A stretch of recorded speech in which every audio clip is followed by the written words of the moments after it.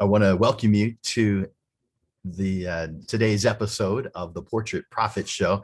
I'm really glad that you've chosen to join us. I know you've got a million things going on in your life, and so for you to have chosen this, we really appreciate it. Our goal with the Portrait Profit Show is to uplift the photography community. We thoroughly believe that if you want to make photography your career, you can. You just have to make a plan and work that plan. But you can, and you can make an incredible living if you want to. A lot more than most day jobs, a lot more. But it's totally up to you. And there's a lot of things you don't know yet. And so showing up to things like this and continuing to learn for the rest of your career is the way to go. So again, thank you for being here. Today, we're going to be discussing that photography is a luxury and how to treat it like one. This is a lot about mindset here and and plenty of action steps as well. Portrait Profits is sponsored by two companies, Landers Photography School and Digital Pro Lab. And today with us, we have Javi Valdez representing Digital Pro Lab. Thank you for being here, Javi.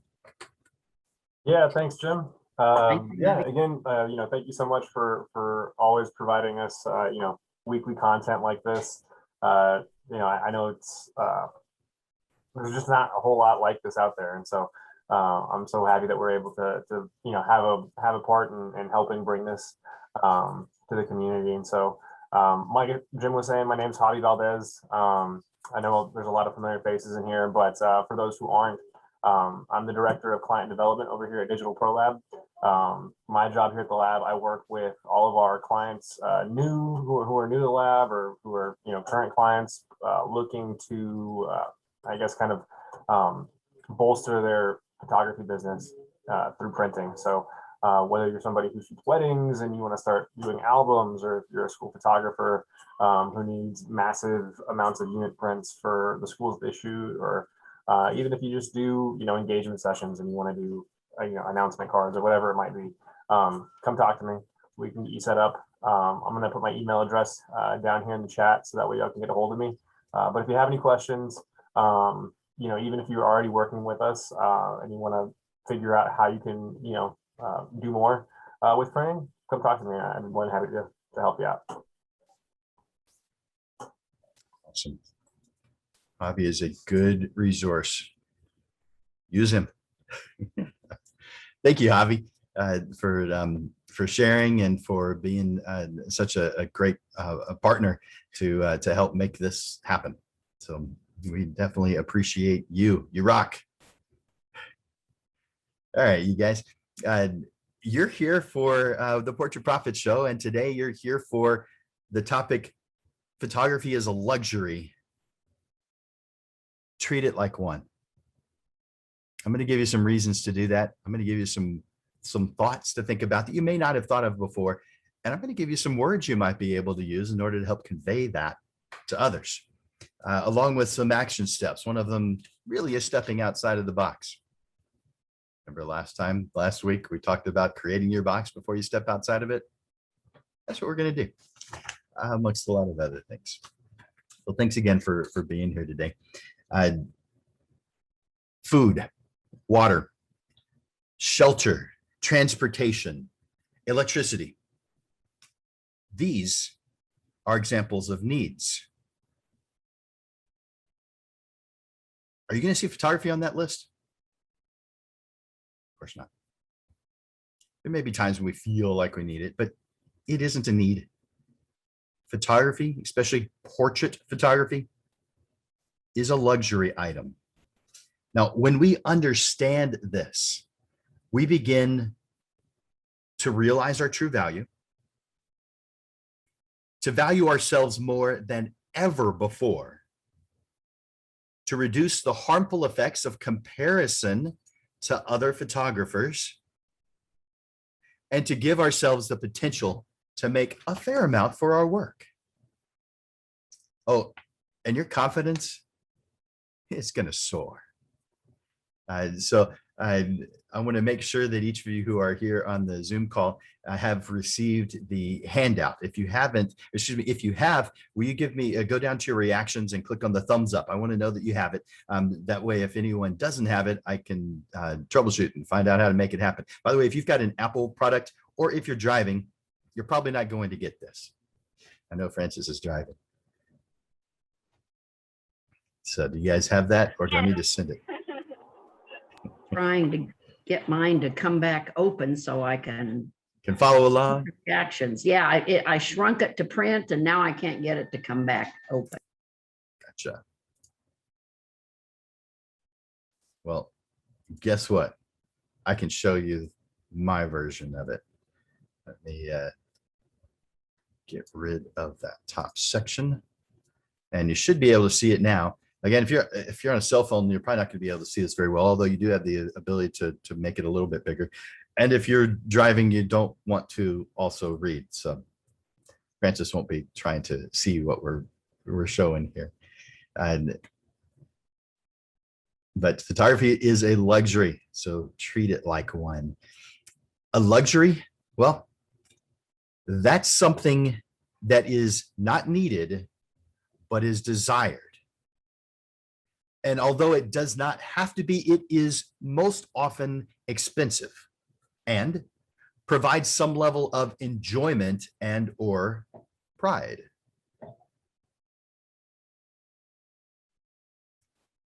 You know what? You could take out that word luxury and replace it with the word photography. In this instance, photograph. And the sentence would still be true. Of course, we're talking about portraits, like family portraits, heirloom portraits. We're not talking about the headshots you get for your business card or your LinkedIn profile. So let's do that. The only thing I'm changing out is the word photograph. A photograph is something that is not needed, but desired. And although it does not have to be, it is often expensive and provides some level of enjoyment and or pride. Notice the only word that changed was the word luxury to photograph. It still applies because it's a luxury. Excuse me. Portrait photographers create work that is custom and unique. We have only one buyer. We cannot sell the same image to the next client that comes in.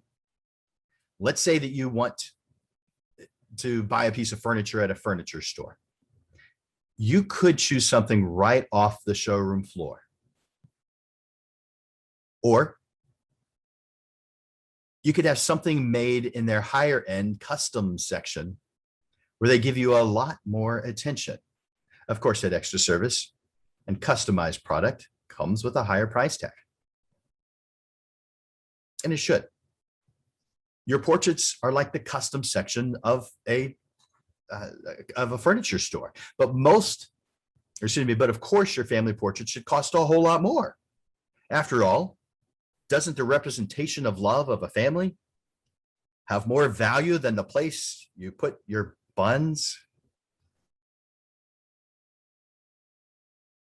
Yeah. What about a wedding? The photography is often the only thing other than the gifts and the fancy dress that's never appropriate to wear again in public that the bride and groom get to keep after the wedding. The photographs last longer than anything. For some marriages, longer than the marriage, but we're not going there. Yeah, I know I went there, but I shouldn't have. These photographs can bring tears of joy anytime the couple revisits them. I mean, they're going to be revisited multiple times over the years. They're going to be sharing them with their future kids, their future grandkids. They're not going to be able to share the food. It was gone about an hour into the reception. By the way, I realized I put in ceremony. That word should be reception. Can't change it on yours, but I can change it on mine. So therefore, I submit to you that memories are the most valuable things that you own. I've got a story. Years ago, a bride reached out to me and shared her dreams for her wedding. She was that dream bride that all photographers love to work with. No, not the one with the huge budget. The one who values photography and was willing to pay whatever the cost, willing to take the time in planning and excited to share what I did with every single person she could tell. She had a budget that was relatively small. I mean, $8,000 is not a small amount, but $8,000 for an entire wedding budget, that's not big for a wedding. We talked about what she wanted, and that helped me understand what it was she wanted so that I could tell her a price.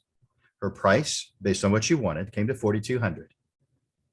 She happily accepted, adding that she would have to cut back on some things. But there's nothing, she said this specifically, there is nothing more important to me than the photography. Yes, me, the photographer, cost her more than 50% of her entire wedding budget. And it didn't bother her. On the contrary, she was thrilled. She was excited. She was proud to be working with me. The ideal client does not view you as a cost. The ideal client sees you as an investment. We're going to be talking about target market here in just a moment, because you want to target those people. You want to work with those people. If the only thing they're concerned about is price, you may not be the right tool for them. The right client values you, and they value what you do. But if you were just to accept every client that comes along, you may already be busy when they contact you. So we need to do a good job of targeting your market. I want you to choose your clients wisely. Now, if you were an employee somewhere, whoever came up to you at the counter, at the department store, as an employee of that place, you had to deal with. Some of them were awesome, wonderful people. Others of them, let's just say they wouldn't fit that description. But as a business owner, as a sole proprietor, as a small business owner, a photography business owner, you get to choose. I want you to choose wisely. You are your own boss. You get to make the rules. Make sure the rules cause both you and your clients to win, and win big. Enter every situation, everything you do with the mindset of making sure that there is a win-win. And make sure to share both wins. Your target market wants you to win. They want to see you succeed. And they want lots of reasons to be able to brag about you as their choice. So make sure to plan lots of shareable moments. Now, maybe you don't know what a shareable moment is, so I want to talk about that real quick. Shareable moments. I want you to give your client lots of opportunities to share their experience with you by creating lots of fun, unique, or exciting value-added additions to your service. Now, there's a massive number of things you could do. Some of them have a cost associated with them. Some of them don't. But make sure that every single experience, every time someone has an opportunity to visit with you, that there's something more there than expected. Here's a couple of things that I do. Just two. There's a lot, but there's just two I'm listing here. One, I hand sign all of my wall portraits in gold. Gold. I have a heated ballpoint pen. So a pen connected to electricity. This isn't it. Actually happen to have it right here. So I'll show you. It's called the Gold Rider pen. That's what I use.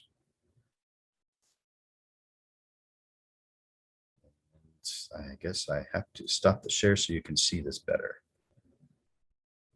And it's supposed to focus. Gosh. Maybe I have to put something black and white behind it. The Gold Rider pen. There we go. That's what I use. Veitch Company. So heated ballpoint pen. Plug it in for 5 minutes. It's hot. And the gold foil is on a roll because the sheets are too lightweight. They fly away. So I have it on, I buy it on a roll. But I sign every single one of my portraits in gold. And when that, dad hears the prices for the first time and he says, "Whoa, is that lined in gold?" I can say, "Yeah, yes, it is." I sign every single one of my pieces of art in gold. It's interesting how dads almost always are silent after I tell them that. They think, "Oh, that's kind of cool." I like that.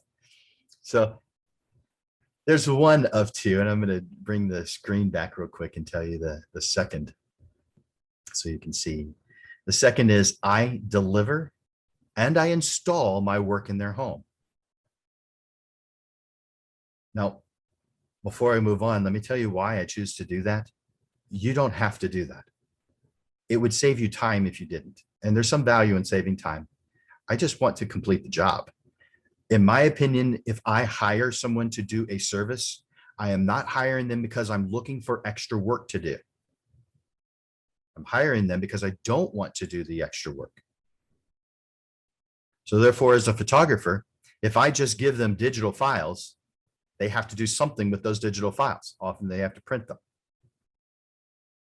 for the kind of work that I do, for family portraits. For a headshot for LinkedIn, I guess maybe cropping and putting it on LinkedIn is as simple as that. But mine go to that last stage of going on the wall. Family portraits go on the wall. So I take it through the entire process where we get it framed and we install it on their wall for them, giving them no work to do whatsoever. My motivation for doing that happened several years ago when I was invited to a dinner party, and they wanted the photographs that I had done of the family on the wall for the dinner party. And so that was my deadline. Sometimes I don't have deadlines, but this one I absolutely had a deadline. And so I got those prints done. They were framed. They were ready to go. The only thing left to do was put them on the wall. That's it. Now, you guys know it's not necessarily as easy as just going, there has to be a nail or something there already. And if there's not, well, you've got some leveling to do. Okay, yeah, you've got a little bit of work, not that much, but you have a little bit of work. That's not the reason why I started doing it. The reason is because my anticipation of seeing my photograph on their wall was strong. I was looking forward to hearing things like, when I'm not being talked to, hearing someone else say, "Oh my gosh, that's a beautiful family portrait of you guys." And then the homeowner's response, "Oh yeah, I had a great session. In fact, the photographer's here. Would you like me to introduce you to him?" That's what I was anticipating. I was thinking this is going to be great for marketing purposes. You can already detect what I'm about to say, I bet. It was not on the wall. I looked around a little bit. I mean, you're not going to go roaming all over the place in someone's home, but I looked around. I didn't see it.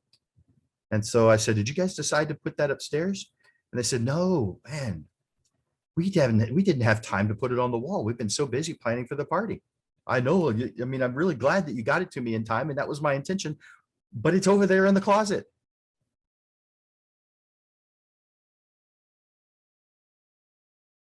That's inside my head. I didn't show her that kind of disappointment. But from that point on, I'm doing the installation. I clearly gave her more work. She didn't need it.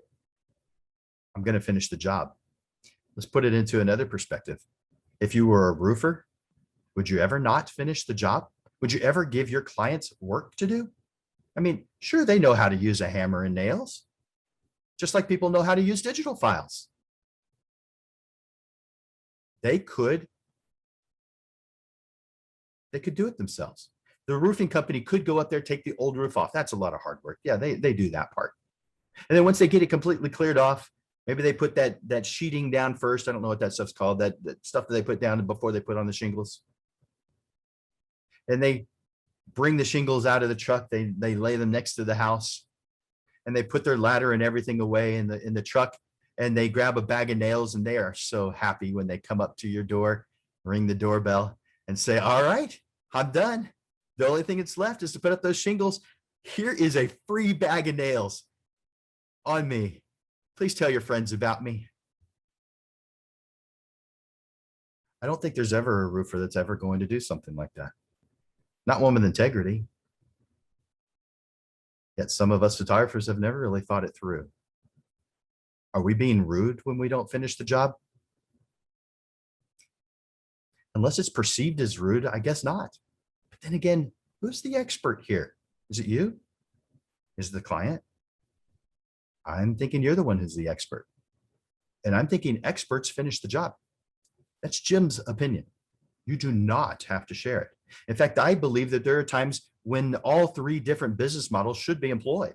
The three different business models are shoot and burn. Some people may consider that the basement level, so they're not impressed. But there's times when that's the right tool. Then you have the post and pray group, where they're not really giving you the digital files, but they're putting them online so that you can see them. And at your convenience, maybe get a print order. And then you have the in-person sales. Those are the three main categories for portrait businesses. In-person sales holds them through the entire process because they realize who the expert is here and how much they could help their client choose the image that they want for the right spot on the wall, choose the right frame for them. And once it's all done, install it. Again, that's what I do. You do whatever's best for your business model. I was visiting with someone earlier today about doing one of my business assessment consultations. And based on his numbers, we all have to do the numbers, but based on his numbers, he didn't have the time to do what I do. He has to do something smaller like mini sessions or headshots. But you don't know that until you've run your numbers. I can definitely help you with that. That's one of the private things that that has to be done. I can't do that in a group session, but in a private session I can. So I definitely recommend that you reach out to me and schedule a private session if you would like some help on this or some other areas on your business. But back to the shareable moments. I said I deliver and install the work in my home. And then I take that one step further. I photograph them, that family, with their huge smiles, showing their pride in their newly installed wall art that is representing the love they feel for each other. Now, you'll notice on this next page, I said I've got here a quick marketing message showing your photographs online or in printed materials. A good way to show your photograph is to show the image. But you're putting yourself in the crowd when you do just that, because every photographer shows their pretty images. Let's do one better. The image plus a testimonial, a comment that they've made about the experience they had with you. But you know, we can get even better. An image of the photograph installed on the wall. But let's do what's best. Their photograph installed on the wall with them standing in front of it, showing pride, looking at the camera, thrilled, excited, and their testimonial right next to it. That's going to make your website stand out from those who just put up the pretty images.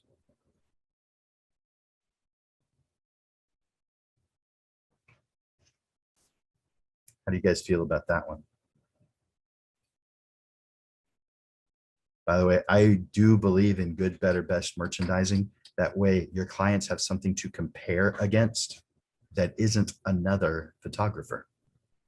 That is you. So that, for instance, if I'm sharing my wedding price list, those of you who were here at the wedding price list episode of the Portrait Profit Show, saw how I wound up, how the price list I evolved into. I didn't start off with it. I wish I did. I would have made a ton more money, a ton more. But I have what I call a one package. And it includes everything I have the ability to do with a price next to it. And I give them the power of line item veto. Clients like being in power because all they do is they either cross off what they don't want or add in the amount of the things that they do want. Add those things up, and that is their price. And guess what? If they don't like that price, take a couple more things off. You're in control of whatever price you want. Choose whatever you want. If that price is too high, take something off and get the price that you want. Now, I do have a base because I have to get paid for the time that I'm spending there. And so I do have a bottom level. It's $28.50. That is just me showing up with a second shooter and low res images of every single image. Low res. So not printable files. Shareable on Facebook, Instagram, wherever you want to share, email, but not printable. Not that you can't print something like that, it just doesn't look good. So, and they can purchase the full res for double that price, another $28.50. And so most people were getting, I started off, right before I made the switch, my average sale was around $3,000, maybe just a bit more than that, but right around that $3,500 range. And so let's just say 3,000 and we'll say 35. And then the moment, I mean, immediately making this change, I didn't change my prices. The prices actually remained the same. I just changed how I shared the prices. So therefore, what they saw on this list was the complete package was $12,000. That included one of everything. When's the last time you went to a grocery store and said, give me one of everything? Yeah, crickets. No one does. We don't do that. So no one ever bought $12,000 worth. However, my price list said $12,000. So therefore, $12,000 wedding photographer. This guy, $12,000. And that was from, I made that price list in 2013. And so I absolutely would have increased the price during that time, but I don't photograph weddings any longer. I did that price list for the sole purpose of slowing it down, if not stopping it. It had the opposite effect. I got more attention and made double the money on each one of the sales. So I kind of I kind of ran with it for a little while until 2015 when I actually did completely stop. I told the secretary and Robin that whenever someone calls with a wedding, say I just don't do those any longer. So I had to actually make it stop, which, you know, if you're making good income, why the heck would you want to make it stop? Because I love you guys. You may think that's cheesy, but it's true. I love sharing the business side of photography. I spent an average of 74 hours per wedding. Most of it behind the scenes, of course. I could use that to help other photographers. And so that's what happened. That's what we did. And sure, that's a sacrifice. That kind of regular income coming in compared to the amount you make as a teacher, it's not the same. It's fine. I love this. I want to share this. I want you guys to be uplifted. I want you to experience what I experienced. And I want you to one-up me. I know I'd one-up me if I was doing it again. I wouldn't want the same level thing I had before. I want more. And I want more for you.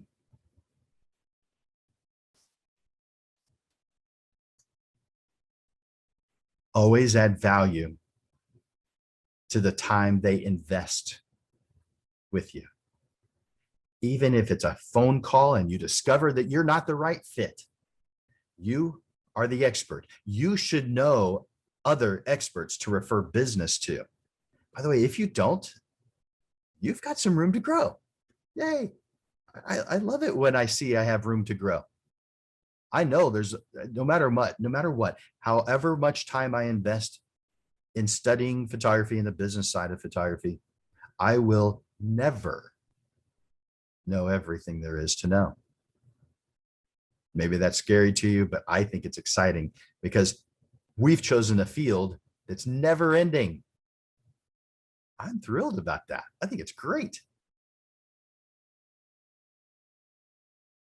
But we need to refer other businesses sometimes. These referral relationships that you form over the years are going to be very lucrative to you. They were to me. Win-win. Prospects get a solid lead. The photographer you referred them to is thrilled and begins a career-long habit of referring you to. Now, this only works for the photographers that aren't generalists, and most photographers are. Let's talk about that. What is a generalist? I think you have an idea in mind already, but let's talk about it. Photographers that think they can press the shutter release button in front of anything and still claim to give their clients the best.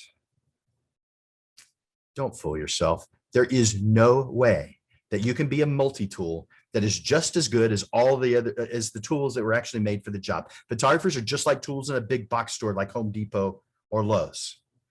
There are so many different genres of photography. Photography touches every single aspect of our lives. You see it on social media, on TV, outdoor ads, in print materials, on walls in homes and in offices.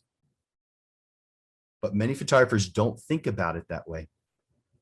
And I guess they think that there is such a thing as one tool that can do the job of every single tool in the store. Consider this. You do not become the best by spreading yourself thin in every way possible. And then there's the time and money factors that we have to consider. It takes time to learn each one of those different types of photography, to do what you say is doing your best. It's not just a matter of pressing the shutter release button. It takes money to purchase the equipment for every single type of job that you do, because different types of jobs need different equipment. And do you really have enough of a marketing budget to properly market the 27 genres of photography you claim to be an expert at? Because most of us don't have a sufficient marketing budget if we only chose just one.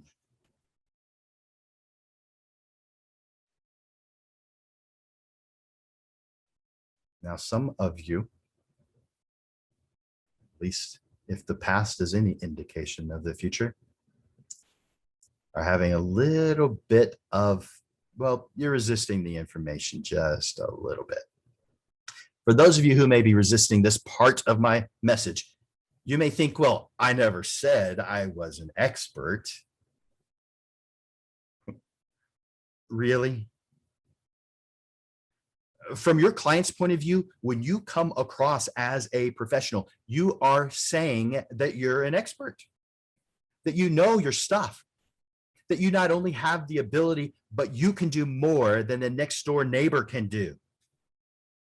By the way, if you're not doing more than the next door neighbor and you're still calling yourself a pro, reevaluate.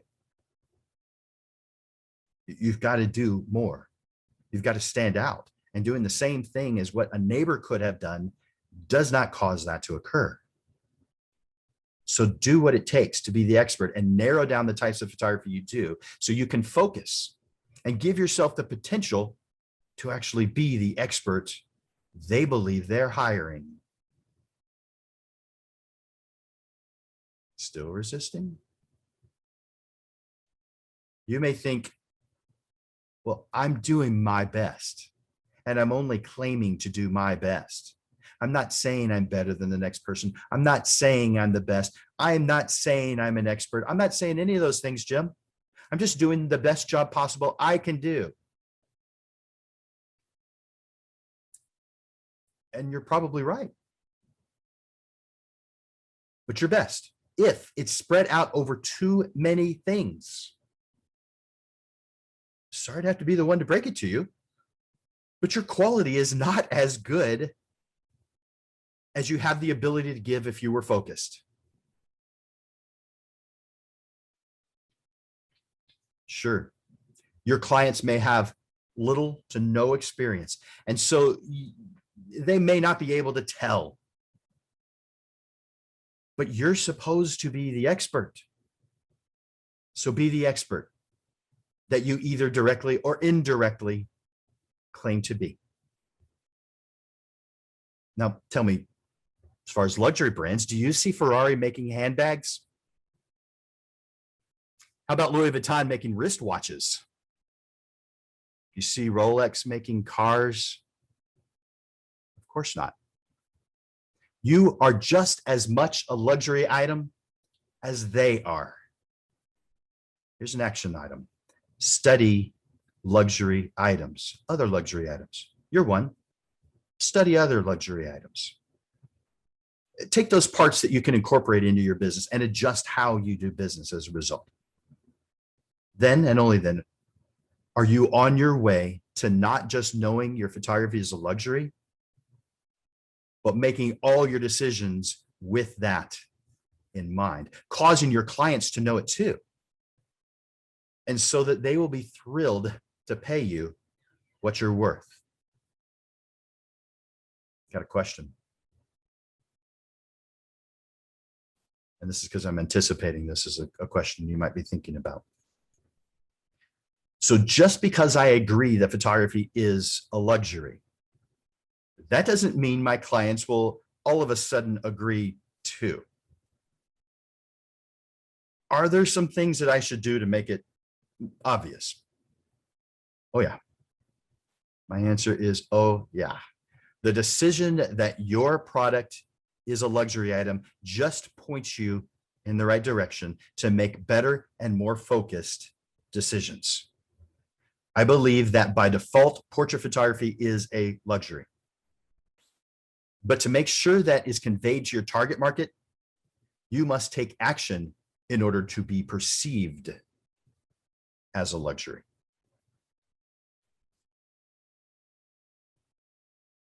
Everything changes the moment that you allow yourself to believe your product is a luxury item.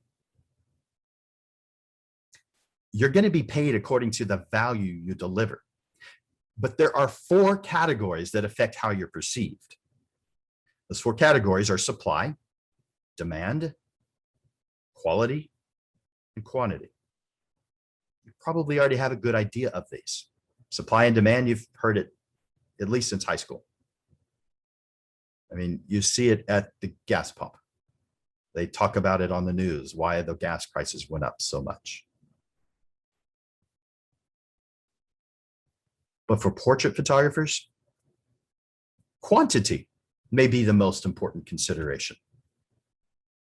I'm hoping that comes as a surprise to you, because quantity is not what we're associating most with luxury. It's quality that we're associating most with luxury. It's true. Quality is an incredibly important variable. But if you're doing what you do for everybody, high quantity, you will not be perceived as a luxury item. If everyone walked around with Rolexes, it didn't have the prestige that it had.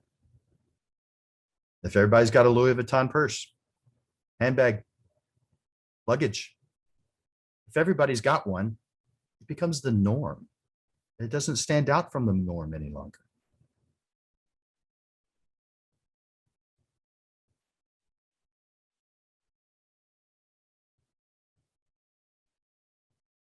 Now you may feel, all right, Jim, I see what you mean, but I see it differently.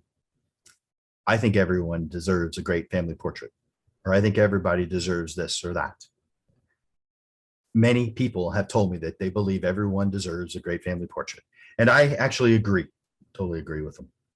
But in no way do I feel that having the lowest possible price you're able to get away with, I'm not saying the lowest possible price in the market, I'm saying the lowest possible price you're able to make it happen at, or accommodating every single request they make is the way to do it. It's not. You, portrait photographers, you are a finely tuned tool to help them get what they want, but you must already be that tool. Don't morph into some other tool every time you speak with a different prospect. Do you like it when politicians do that?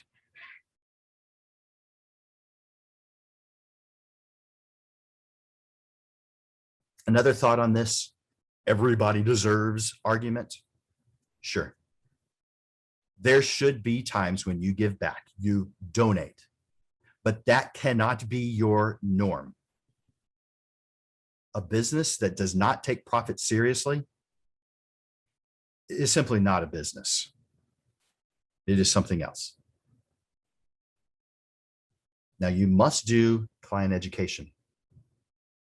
Client education is the responsibility of every professional portrait photographer.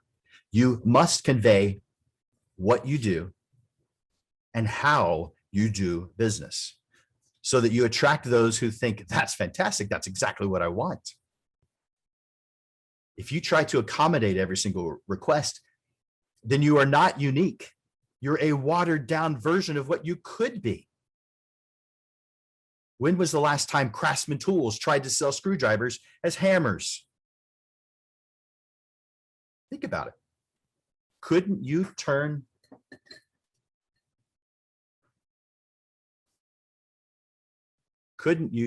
the screwdriver around and hammer that nail into the wall so you could display your masterpiece?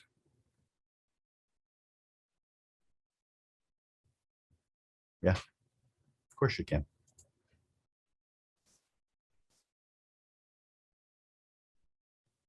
The fact that you can is in no way equivalent to you should. There's a lot of things you can do that you're not doing. It would be a disservice for the screwdriver sellers to also market themselves as hammers.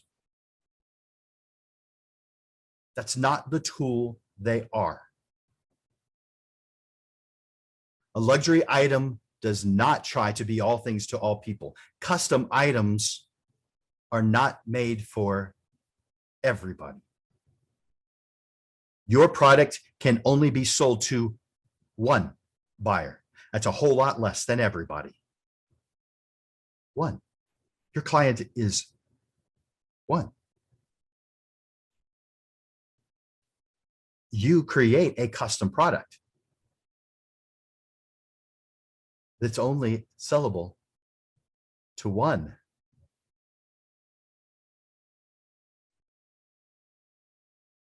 You have a fair advantage. You've heard of unfair advantages, but I'm talking about a fair advantage here. There's a distinct advantage that photographers that have over other photographers in the area when you open your eyes to the mindset that photography is a luxury. I'm going to say that again. There is a distinct advantage that photographers have over other photographers in the area when you open your eyes to the mindset that photography is a luxury. It causes you to begin your path to becoming the expert in the type or small number of types of photography that energize you the most, to bring you the most joy. You become known for what you really want to do the most. You get known for how you do it.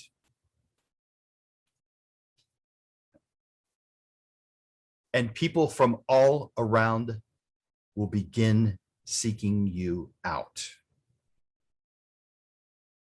If you're part of the crowd, you're not going to get noticed. If everything you do is just an accommodation, you're not going to get noticed. The market doesn't need another photographer, guys. There are plenty of those. What the market needs are tools that can easily, that are easy to tell what it is and what it does. What is your mission? What do you contribute? If you try to accommodate every prospect, every single one that you cross paths with, you're putting yourself in the middle of a crowd, something that so many photographers are saying they want to stand out from.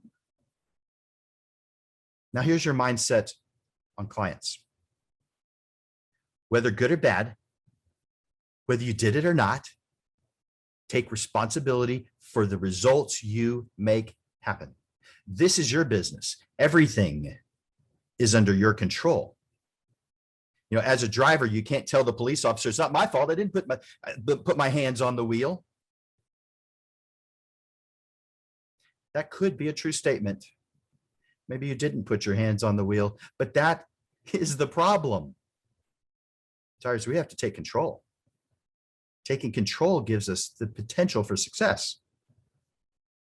Saying it wasn't my fault does not give you potential for success.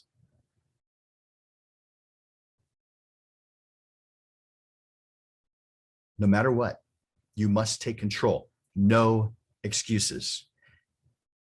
Guys, excuses are what the trash can of failure is filled with. Take on the mindset that you will do whatever it takes to make it work for both you and your clients without accommodating every single request. You do not blame others. Instead, you are always a solution seeker. Have confidence in your abilities, your creativity, your positive concern and caring for others. You're a creative. That's just part of you. You care a lot about your clients. You also care that they really like the work that you create. Your solution-seeking positive mindset will increase your confidence and elevate how others see you. Your target market does not associate people in complain mode as a source for luxury items. Instead, they expect focused attention to the details that matter most to them. And the only way to do that is to get to know them. So that brings me to the planning session.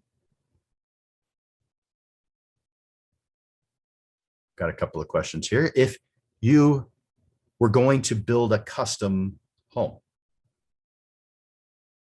do you figure that there's any planning involved? Of course there is. All right. So what if you wanted a tailored dress or suit? Do you think that spending time with a tailor could be beneficial? Again, of course. Then why would you think that portrait photography would be any different? When you decide that photography is a luxury item, then you'll just do it because it naturally feels right. I recommend that the planning session be done in the place where the wall portrait is going to be displayed. That way you can see where it will be once it's completed. That way you'll know what the appropriate size is for the space, whether it's best as a horizontal, a vertical, or maybe a square. And you also know what colors to recommend that they wear, what styles. And you know how to match the subject and the background that your subjects have, so location, and even the frame to the decor of the environment this photograph is going to go in. Without that kind of planning, well, you're part of the crowd. 4 action items. Do this. It's beneficial to you. First, write down what you feel are your natural talents. The things that bring you the most joy and the most positive energy.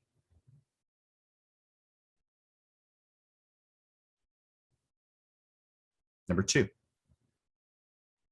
write down who you most enjoy working with. Now, I want you to describe them in terms of how they react to your work and how they react to you and how you feel about this.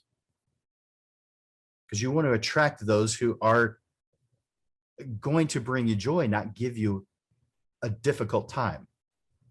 You've heard of bridezillas. Do you want to fill your calendar with them? Of course not. Define what you want, what you enjoy, who you like being around, how they make you feel, how they feel when you're around. Describe them. Number 3, I want you to make a list of luxury items that you think are great. Maybe you've never bought anything. Maybe you want to. Maybe you're just now coming across them for the first time. But make a list of luxury items that you think are pretty darn cool, especially those that your target market might agree with you on. I want you to visit their websites and their social media. And as you're doing this, glean the parts that you can adopt in your business. Glean just means collect. I assume everybody knows what that means, but that's a word that I don't use that often. But my mother used to use it when I was a kid, so I still use it on occasion. These tools attracted you, they got your attention.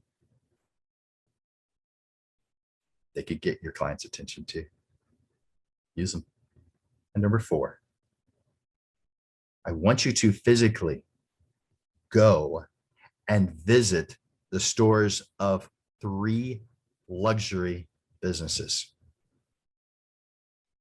It could be a car, jewelry store. There's lots of them. Handbags, clothing. There's a ton.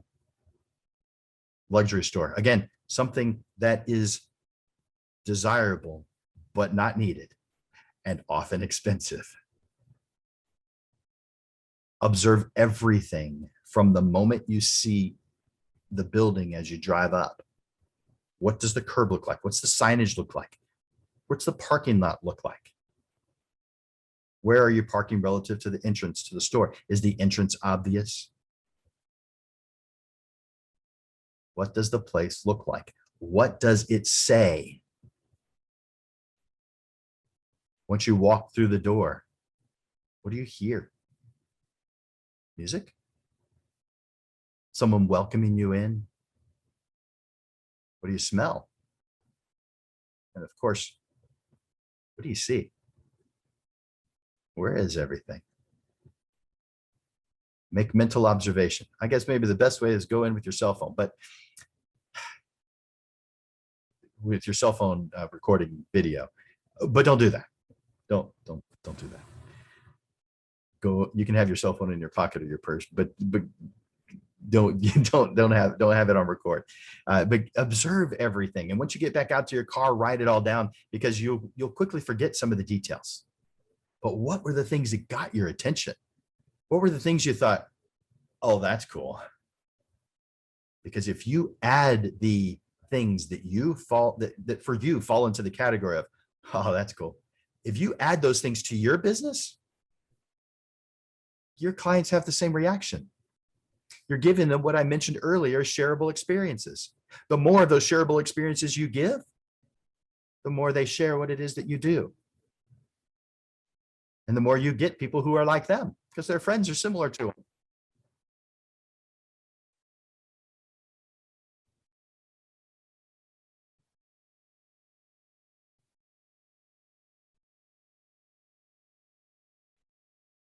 That is effectively your homework assignment. I'm going to come to that in just a second. I haven't really taken a breath at all to give you guys time for thoughts or questions. So maybe I should take a moment and do that. Is there anyone here who already knew that photography was a luxury? Maybe those of you who are here on the Zoom call, give me a thumbs up if you already knew photography was a luxury. That's obvious, Jim. I know that. And those who have come to the realization, give a thumbs up also. But I also am curious, is there anyone who thinks that's totally nuts. Well, not on the Zoom call. Maybe someone who's watching it on Facebook. But there are a lot of different business models, and not all of them need to be in the luxury business model. There's things that are the total opposite would be something that's really, really high volume. For instance, the school portraits, those are high volume. And so those photographers are photographing maybe 300, 400 portraits a day, some of them more. I worked at Life Touch many years ago. It was 1992 through 1995 or 6, so about 4 years. I worked there, and the most I ever photographed in one single day was 525, and that is a lot. But somebody who I know really well blew me away. My wife also worked there, and her best day was 626. She beat me by 101 Dalmatians, flew me away. I mean, and didn't even break a sweat because, you know, she was good.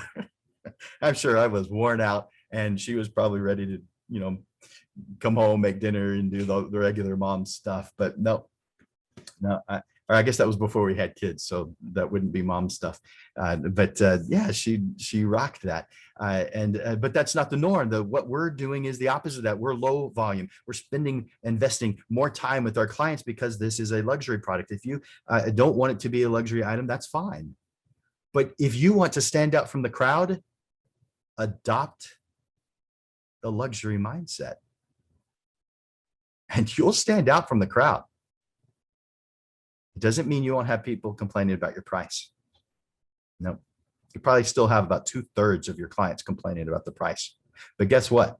They complain about it, and then they hand you their credit card. And they say something like, but you're worth every penny. Yeah, that feels good to hear that. You're expensive, but you're worth every penny. If you guys haven't heard that yet, you're going to. If you have heard it, if you have a higher price, if it's a low price, then you're worth every penny. Actually, I don't know if that's a positive or a negative. It probably is a positive, but then again, my average sale for a portrait session, a family portrait session, because I specialize in emotional family portraits, is home decor. My average sale for the last 3 years I was doing it. I stopped doing marketing in 2018, but I did have some things on the calendar in 2019. And so I do include that 2019 as the final year. So 2017, 18, 19. Those 3 years, my average sale was $3,800. The range, my worst sale in those 3 years was $1,400. That was the bottom level. I didn't have a single sale less than that. Not for my portrait work. I did some other things, headshots and other things, but that not for family portraits. My lowest sale, $1,400. That included a $400 creation fee, and the print sale, the product sale, was $1,000. Total sale, $1,400. And I said I was going to give you a range. The high end during those 3 years, $8,900 for a family portrait. I mean, they did buy a handful of prints, so it was one family portrait session, to be more clear. And that was during that 3 years. That wasn't my largest single sale. My largest single sale was $12,000. So first, there are people here in your area, for most of us, that can afford that. They might grumble, but they want it. And people will do what it takes to get the things they want. You just have to do a good job of attracting them.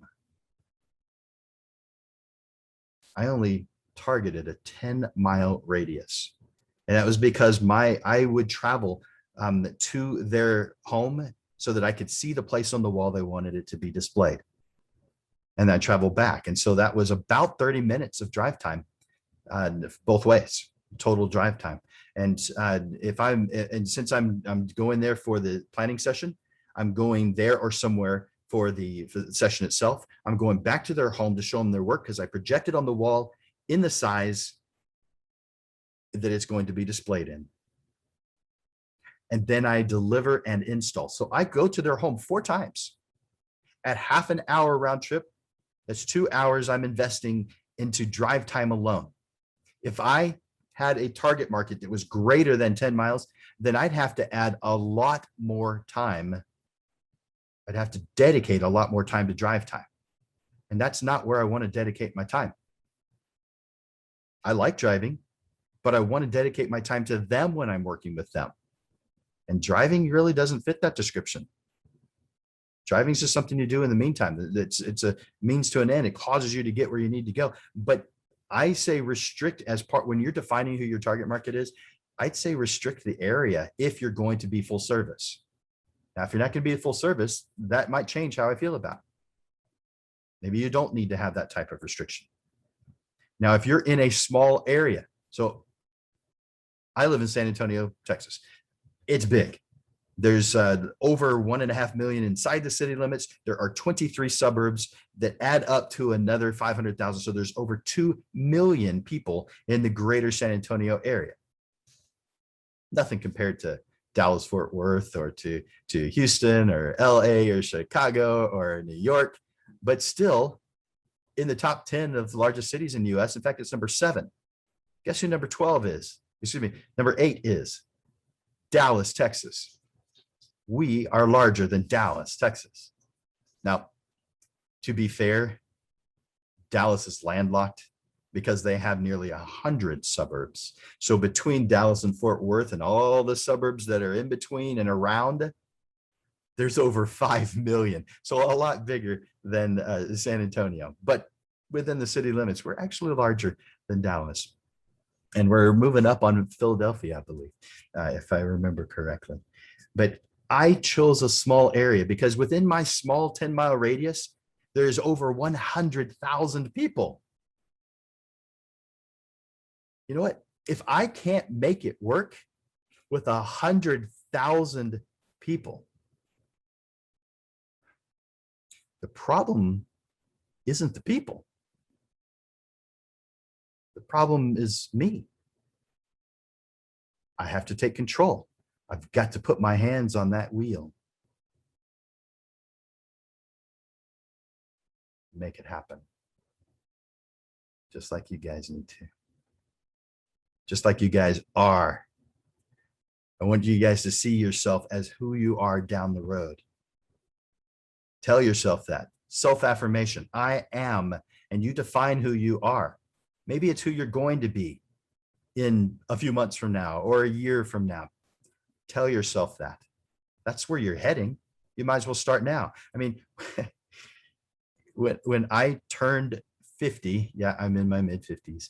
When I turned 50, I had already been saying for nearly a year that I was 50. I needed to be mentally prepared for it, I guess. I don't recall exactly why I did it, but I'm sure that had something to do with it. But when I was 49, I did tell people I was 50. Preparation. When you are prepared, when your mind is set, when you have the right mindset, you will surpass your dreams or reach them, depending on how aggressive they are. But you've got the power if you choose to take it. Just not all photographers do. About 19 out of 20 photographers have a price that's so low that they will never have the experience of profitability. Never. And the majority of them, they don't know. They have no idea that they're not profitable. They don't know. They haven't run the numbers. So I guess this is one of those ignorance is bliss kind of stories. Maybe for them, they charge $250 for that session fee and they have $250 more than they had yesterday. So therefore, I made $250, but that's not how business works. You've got to pay some to the government. You have expenses and you're both boss and employee. Be a good boss. Pay your employee. Don't be the worst boss ever by not paying yourself. You play both roles. Pay yourself. You have value.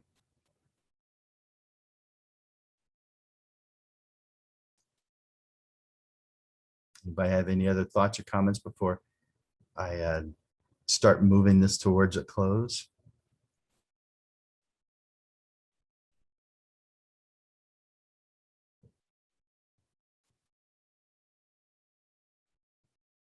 You're still here, so you must agree with at least something that I've said. But I doubt that I've been so clear that you've got no questions. Maybe your questions need to be asked in a private session, and you're welcome to do that, of course. Before I close, of course, I want to bring Javi back to thank him once again for all the work that he does, all the prep, all the support and constant care and concern. Javi is a fantastic dude, and I'm grateful to know this guy and him be a good strong part of the Portrait Profit Show. Thank you to Javi as an individual, and thank you to who he represents, Digital Pro Lab, because man, they rock too. Thanks, Javi.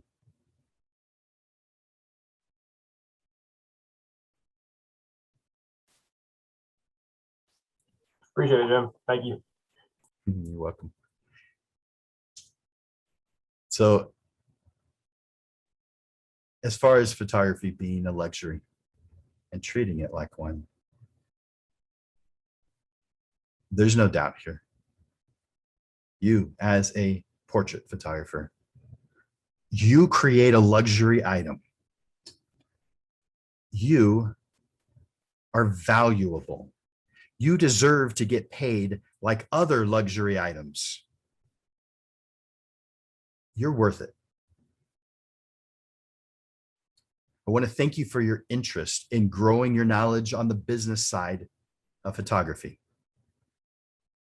I want to thank you for dedicating your time and sacrificing something else that was important in order to be here with me and Javi today. I hope you've enjoyed this lesson, and I look forward to watching you grow. And on behalf of both Landers Photography School and Digital Pro Lab, I want to thank you for being here. Thank you, Jim. You're welcome. I would like to close by saying